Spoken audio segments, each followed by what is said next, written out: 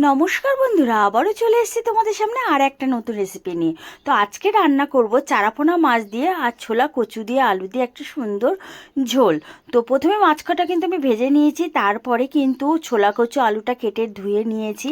তারপর কড়াই তেল দিয়েছি, 5 ফোড়ন দিয়েছি। অনেকে সাদা জিরে দেয়, অনেকে কালো জিরে দেয়। আমি 5 ফোড়নটা বেশি পছন্দ করি বলে 5 ফোড়নটা দিয়েই রান্না করবো এটা। তো আলু আর কচুটা দিয়ে দিয়েছি, দিয়ে কিন্তু ভালো করে আলু কচুটা ভেজে নেব। আর আমি কিন্তু আলু কচু মানে অনেকে কচুটা ভাপিয়ে নেয়, আমি ভাপাবো না। ভাপালেই গলে যাবে, ভাজতে ভাজতে কিন্তু হাফ সেদ্ধ হয়ে যাবে। তাই ওটাকে আমি আলু আর কচুটাকে ভালো করে কিন্তু চাপা দিয়ে ভেজে নেবো।